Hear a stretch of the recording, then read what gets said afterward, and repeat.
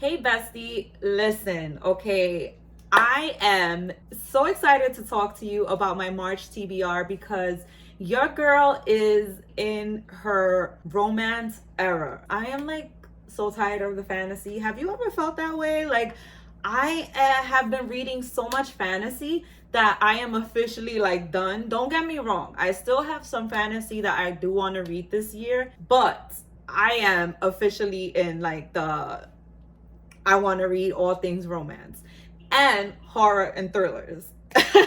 This TBR is definitely going to reflect that. And I'm excited to share that with you, bestie. So let's dive in and talk about these books I want to read in March. Okay, bestie. So I know you was expecting a romance book to start this off, right? I'm sure you were. But this is the first book that I'm going to talk to you about. And I am sure you must have seen this around like on Bookstagram, here on BookTube, Book Talk. Like, this book has been everywhere. This book actually was gifted to me by my bestie Christy, and yeah, it's the Barnes and Noble. Listen, bestie, I don't know what's up with my brain today. Where's the summer? It's 2 seconds. 2 seconds. 1, 2. I mean, 30 seconds. I mean, 1 minute. Concentrate. I don't like that. Sorry to say that, but it's true. What a fucking bozo. I am reading this with my book club over at Totally Book Club, and I'm super excited, even though, I'm not fully, in the fantasy mood. But this is a dark academia, and it's adult, I believe. And I'm more in that kind of mood.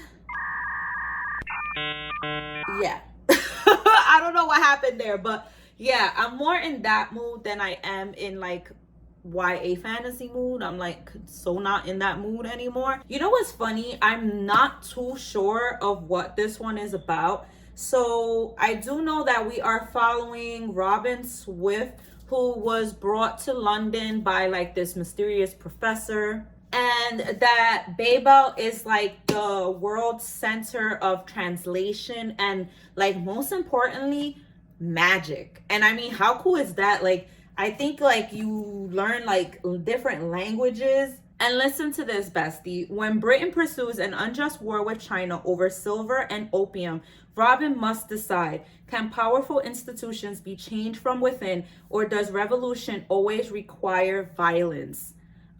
I am so excited to start this one, and I'm hoping that it does live up to all the hype. This will be my first R.F. Kuang book that I read, so let's see. I'll definitely let you know all about it next month. As you can see by the bookmark and the tabs, is that I did start this one. I started it late this month, literally like 3 days ago. And it's so funny because, bestie, you know that I put these books down to read this year. And then when I went to Barnes and Noble, it just so happens that I saw that there was an event that was gonna take place in that Barnes and Noble for a book signing.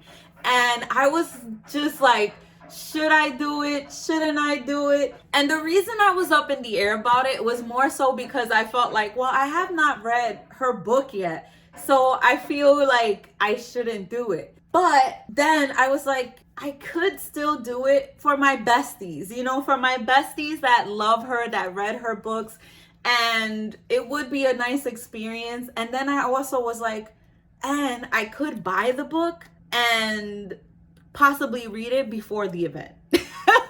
It is over almost 550 pages long, so I didn't get to finish it before the event. I'm sure Lucy's score is not gonna mind. I'm still there to support her, and I can't wait to attend. But anyways, let me talk about the book instead of the event. This is like a book talk, Bookstagram sensation, like you seeing it everywhere. And I just love going into stuff blindly because, I don't want to be spoiled. I don't want to go in with such hype and then get, what was I going to say? Disappointed. I guess that was the word I was going for. So far from what I gathered is it is giving me grumpy sunshine taking place in a small town. I'm getting a little bit of forced proximity in a way. There's some kind of boss thing going on there too. So we're actually following Knox, who is the boss grump, and he lives next door to Naomi, who happens to be forced in the situation that she didn't want to be in, which is her twin sister kind of called her for help, and she goes to her rescue, and her twin sister kind of leaves her with her daughter. And mind you, Naomi did not know that she had this niece. And what's so messed up is that her twin sister takes all her stuff, takes her cash, and just leaves her stranded, literally. So Naomi kind of has to just take care of her niece that she doesn't know and fend for herself in a town that she doesn't know and doesn't know anybody on top of that. So it's kind of like starting fresh in a sense, but forced. So far, spoiler alert, I'm enjoying it. But again, I'm only like this much through, and I'll let you know more about it in my wrap up next month. Well, in April. In my March wrap up, I mean. Yeah, bestie, that. As you can see, the romance era is kicking in because I'm ready for some romance and some spice. This is part of the Buzzwordathon. No, Buzzwordathon is not about spice, but you know, you get to pick whatever you want to read. So I had this book for the longest. It had the word secret as a buzzword. So here it is. I finally get to read it. So I added it to my TBR knockout. Now the thing is, I know nothing about it. And for the most part, a lot of these books, the synopsis doesn't tell you much. So I'll just read it for you, bestie. The memory of Dallas Skies burns inside of me. Everyone knows him as a notorious playboy, a man for whom women and money are no object. But to me, he's still the one man I desperately crave, yet the one I can never have. Dallas knows me better than anyone else. We bear the same scars, the same darkness in our past. I thought I could move on by staying away, but now that we're drawn together once more, I can't fight the force of our attraction or the temptation to make him mine. We've tried to maintain control, not letting ourselves get into desire, and for so long we've told ourselves no, but now it's finally time to say yes. And this, my friends, is an erotic romance, so it's for mature audiences. And I fit into that. Okay, he fell. I got a little too excited. Yeah, so I fit into that category. This has been sitting on my shelf for the longest, and again, I'm in my romance era. So, you know, bestie, I just took it out of this plastic. I am a little upset because it's a little messed up, and I didn't realize that. And you know me, whenever you've come book shopping with me, I thoroughly check my books. And I could have sworn that I checked this one. I could have sworn. You know, whatever. Adachi and Shimamura by Hitoma Iruma. I kind of picked it up because I thought it was cute. And I know that it's sapphic, or I heard it's sapphic.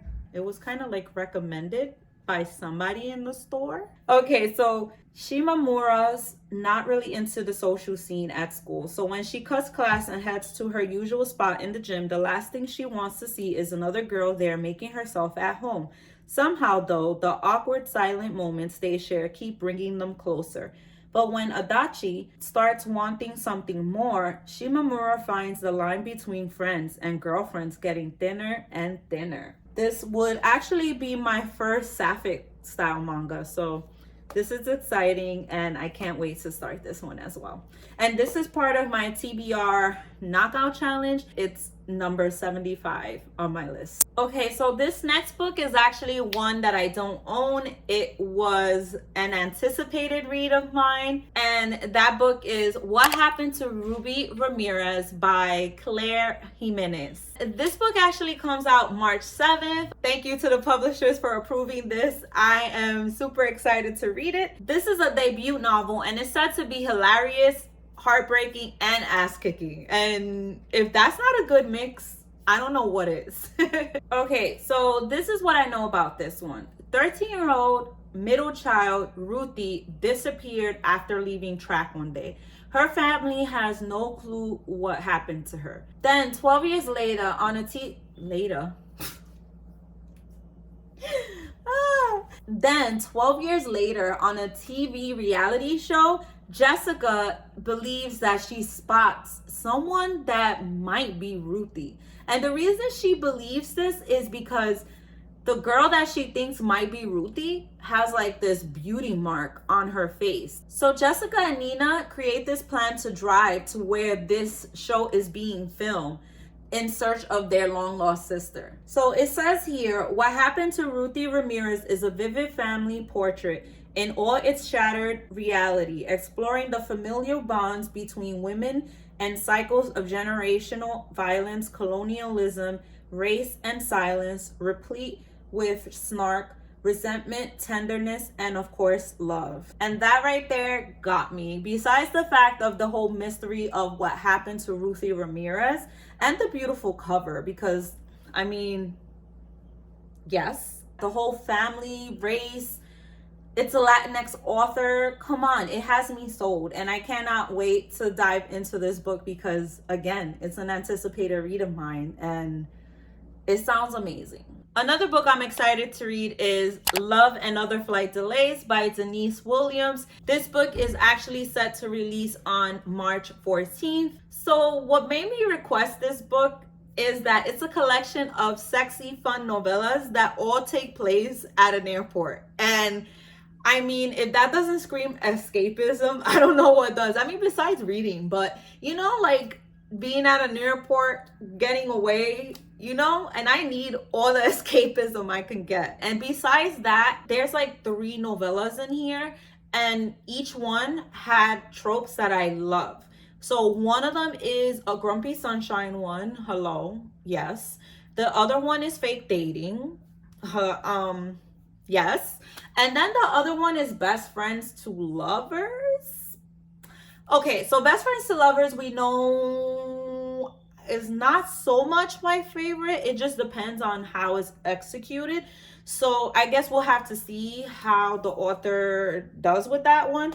And then I also have to keep in mind that these are novellas. It's not like a full-length novel. And I feel like it could be a quick read. So yeah, let's see how it goes. And then there's The Love Wager by Lynn Painter. This one is set to release also on March 14th. And from what I remember, this one is about Haley, who is trying to start fresh after finding herself belly crawling out of a hotel room one day. So what does she decide to do? She decides to fully head on start new.